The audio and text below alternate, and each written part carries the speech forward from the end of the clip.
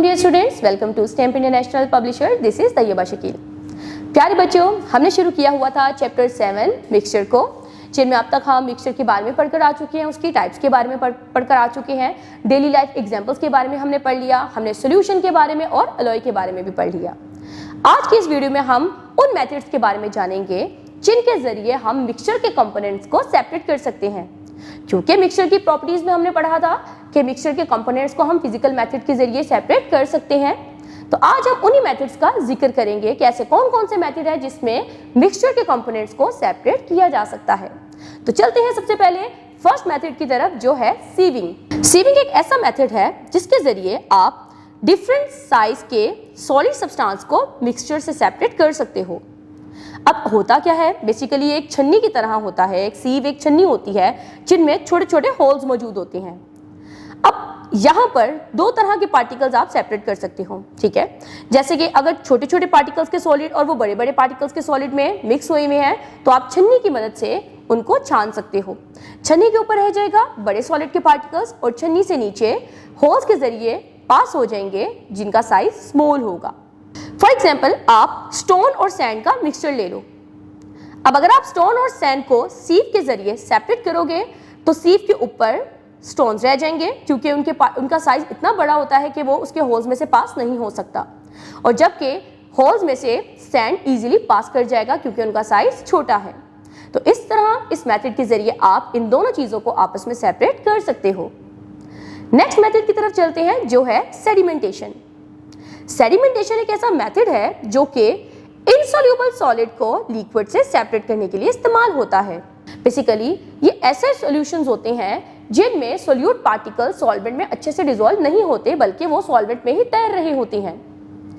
अब अगर हम आपको एग्जांपल दें वाटर की, तो उस वाटर में आप थोड़ा सा सैंड ऐड कर दो तो इस चीज को आप सेपरेट करना हमारे लिए आसान हो जाएगा। क्योंकि अगर आप थोड़ी देर के लिए सैंड को पानी में स्टायर करोगे, वो घूमती रहेगी, लेकिन आहिस्ता आहिस्ता वक्त के साथ साथ सैंड पानी में नीचे बैठ जाएगी और ऊपर जो बचेगा वो प्योर वाटर होगा। तो सेडिमेंटेशन एक ऐसी टेक्निक होती है जिसमें इनसॉल्युबल सॉल्यूट पार्टिकल्स जो है वो पानी के नीचे यानी लिक्विड के नीचे बैठ जाते हैं, और जबकि हमारे पास प्योर लिक्विड ऊपर मौजूद रहता है। इस तरीके से ये दोनों कंपोनेंट्स आपस में सेपरेट हो सकते हैं। फिर हम बात करते हैं फिल्ट्रेशन की। फिल्ट्रेशन एक ऐसा मेथड है जिसमें आप लिक्विड के अंदर से इनसॉल्युबल सॉलिड पार्टिकल्स को सेपरेट कर सकते हो। अब इसके लिए आपको फिल्टर पेपर का यूज करना होता है। आप कपड़ा भी इस्तेमाल कर सकते हो या आप कोई फाइन मैश भी इस्तेमाल कर सकते हो। अब होता क्या है, जब आप इस तरह का कोई सॉल्यूशन ले लो जिसमें लिक्विड के अंदर इनसॉल्युबल सॉलिड पार्टिकल्स मौजूद हों और आप उसको फिल्टर पेपर में से गुजारो, तो होगा ये कि जो सॉलिड पार्टिकल्स होंगे वो फिल्टर पेपर के ऊपर रह जाएंगे, जिसको हम रेसिड्यू भी बोलते हैं, जबकि फिल्टर पेपर में से वाटर या लिक्विड वो इजीली पास कर जाएगा। अब जो लिक्विड फिल्टर पेपर से पास कर रहा है, उसके पोर्स में से जो गुजर रहा है, उसको हम बुलाते हैं फिल्ट्रेट। फिर नेक्स्ट मेथड है हमारे पास इवेपोरेशन का। इवेपोरेशन एक ऐसा मेथड है जो लिक्विड के अंदर डिसॉल्व सॉलिड को सेपरेट करने के लिए इस्तेमाल होता है। फॉर एग्जाम्पल, हमने एग्जाम्पल पढ़ी थी पहले कि अगर वाटर में शुगर को डिसॉल्व कर दिया जाए, अब उसमें से शुगर वापस सेपरेट की जाए, तो हमें क्या करना पड़ेगा, हमें उसको एवेपोरेट करना पड़ेगा। जब हमने मिक्सचर की डेफिनेशन को समझा, वहां पर हमने इस एग्जांपल को पढ़ा था। अब अगर आप वही पानी का ग्लास जिसमें शुगर डिसॉल्व हुई हुई है उसको सन में रख दो, तो होगा ये कि पानी जितना भी है उसमें से एवेपोरेट हो जाएगा और ग्लास में नीचे वो शुगर बच जाएगी जो एक टाइम पर पानी में डिसॉल्व हुई हुई थी। इस तरह आप इस मेथड के जरिए उन सॉल्यूशंस को भी सेपरेट कर सकते हो जिनमें लिक्विड के अंदर सॉलिड पार्टिकल्स डिसॉल्व होते हैं। अगले मेथड की तरफ चलते हैं, जो है डिस्टिलेशन। डिस्टिलेशन एक ऐसा मेथड होता है जो दो लिक्विड्स को सेपरेट करने के लिए इस्तेमाल होता है। अब ये दो लिक्विड्स जो सेपरेट हो रही हैं, इनके बॉइलिंग पॉइंट डिफरेंट होने चाहिए। बेसिकली जब इस तरह के मिक्सचर को हीट अप करवाया जाता है, तो वो लिक्विड जिसका बॉइलिंग पॉइंट लो होता है वो पहले एवेपोरेट हो जाता है।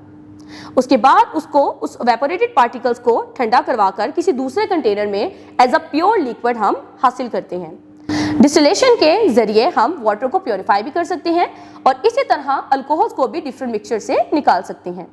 अगला मेथड है क्रोमेटोग्राफी का। क्रोमेटोग्राफी एक ऐसी टेक्निक है जिसमें आप मिक्सचर के अंदर मौजूदा कलर्ड कंपोनेंट्स को सेपरेट करते हो। इस मेथड में डिफरेंट सॉल्यूट्स एक ही सॉल्वेंट में डिसॉल्व होते हैं वो सॉल्यूशन का यानी उस मिक्सचर का कंपोनेंट्स कहलाते हैं।